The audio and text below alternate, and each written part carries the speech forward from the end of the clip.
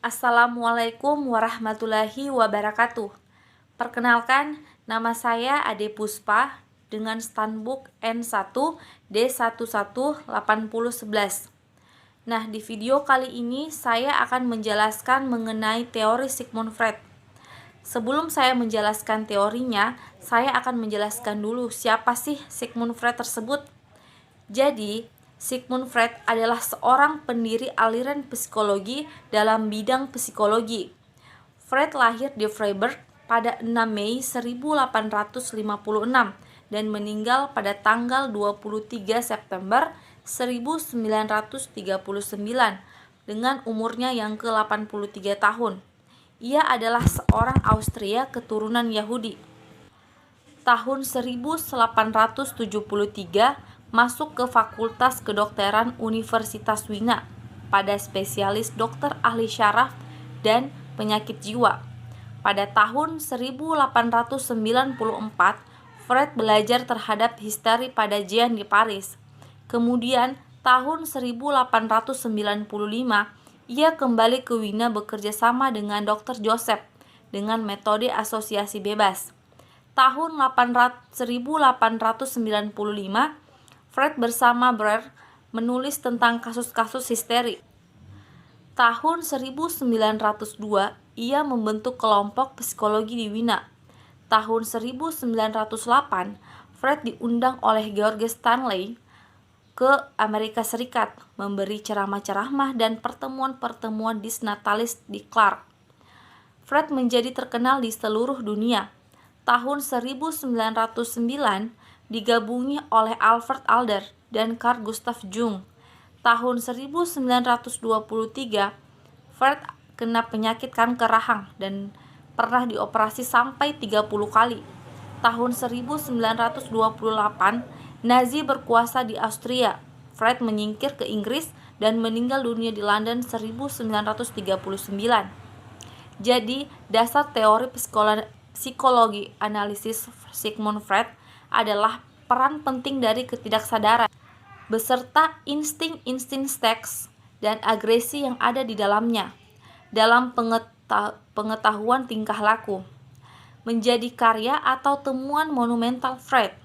Sistematik yang dipakai Freud dalam mendeskripsi kepribadian menjadi 3 pokok, yaitu ID, struktur kepribadian, dinamika kepribadian, dan perkembangan kepribadian. Struktur kepribadian. Kehidupan jiwa memiliki 3 tingkatan, sadar, prasadar, dan tak sadar. Pada tahun 1923, Freud mengenalkan 3 metode struktural yang lain, yakni ID, ego, dan superego.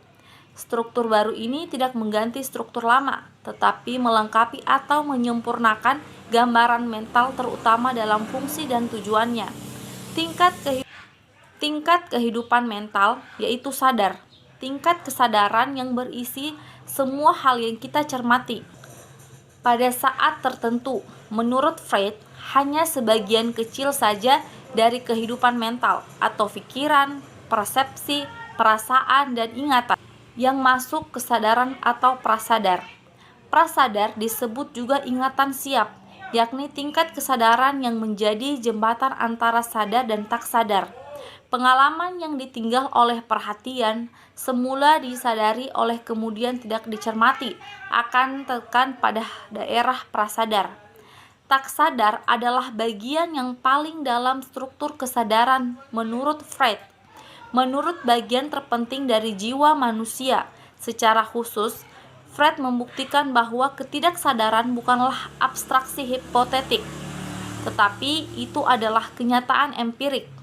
Ketidaksadaran itu berisi insting, impuls, dan drivers yang dibawa dari lahir dan pengalaman-pengalaman traumatik atau biasanya pada masa anak-anak yang ditekan oleh kesadaran dipindah ke daerah yang tak sadar. Kemudian masuk ke wilayah pikiran, yaitu ada ID, ego, dan superego. Nah, ID adalah sistem kepribadian yang asli, dibawa sejak lahir. Dari ID, ini kemudian akan muncul ego dan superego. Saat lahir, ID berisi semua aspek psikologi yang diturunkan, seperti insting, impuls, dan drivers.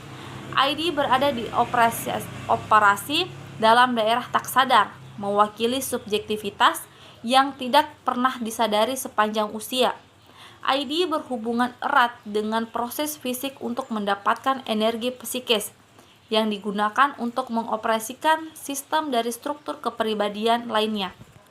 Kemudian, ID beroperasi berdasarkan prinsip kenikmatan, yaitu berusaha memperoleh kenikmatan dan menghindari rasa sakit. Kemudian, ID itu ada dua cara. Yang pertama, tindak refleks dan proses primer. Kemudian yang kedua adalah ego. Ego adalah berkembang dari ID, agar orang mampu menangani realita sehingga ego beroperasi mengikuti prinsip realita. Usaha memperoleh kepuasan yang dituntut ID dengan mencegah terjadinya tegangan baru atau menunda kenikmatan sampai ditemukan objek yang nyata-nyata dapat memuaskan kebutuhan. Kemudian, ego juga adalah eksekutif atau pelaksana dari kepribadian yang memiliki dua tugas utama. Pertama, memilih stimulus atau yang hendak direspon atau insting yang mana dipuaskan sesuai dengan prioritas kebutuhan. Kedua, menentukan kapan dan bagaimana kebutuhan itu dipuaskan sesuai dengan tersedianya peluang yang resikonya minimal. Ego sesungguhnya bekerja untuk memuaskan ID, karena itu yang ego tidak memiliki energi sendiri akan memperoleh energi dari ID. Kemudian superego. Superego adalah kekuatan moral dan etik kepribadian yang beroperasi memakai prinsip idealistik sebagai lawan dari prinsip kepuasan. ID dan prinsip realistik dari ego. Superego berkembang dari ego, dan seperti ego, ia tak punya sumber energinya sendiri. Akan tetapi, superego berbeda dari ego dalam satu hal. Superego tidak punya kontak dengan dunia luar, sehingga tuntunan superego akan kesempurnaan pun menjadi realistis. Prinsip idealistik mempunyai dua sub-prinsip, hati dan ego ideal. Freud tidak membedakan prinsip ini secara jelas, tetapi secara umum. Suara hati lahir dari pengalaman mendapatkan hukuman atau perilaku yang tidak pantas dan mengajari kita tentang hal-hal yang sebaiknya tidak dilakukan. Sedangkan ego ideal berkembang dari pengalaman, mendapatkan imbalan atau perilaku yang tepat dan mengarahkan kita pada hal-hal yang sebaiknya dilakukan. Kemudian superego bersifat non-reasional dalam menuntut kesempurnaan, menghukum dengan keras kesalahan ego, baik yang telah dilakukan maupun tidak dalam pikiran. Ada 3 fungsi superego. Yang pertama, mendorong ego menggantikan tujuan-tujuan realistik dengan tujuan moralistik. Kemudian, merintangi impuls ID, terutama impuls seksual dan agresif yang bertentangan dengan standar nilai masyarakat. Dan yang ketiga, mengejar kesempurnaan. Kemudian, dinamika kepribadian. Dalam dinamika kepribadian, Freud menjelaskan tentang adanya tenaga pendorong dan tenaga penekanan. Kateksis adalah pemakaian energi psikis yang dilakukan oleh ID suatu objek tertentu untuk memuaskan suatu naluri. Sedangkan antikateksis adalah penggunaan psikis yang berasal dari ID untuk menekan atau mencegah ID untuk memunculkan naluri-naluri yang tidak bijaksana dan diskursif. ID hanya memiliki kateksis, sedangkan ego dan superego memiliki antikateksis.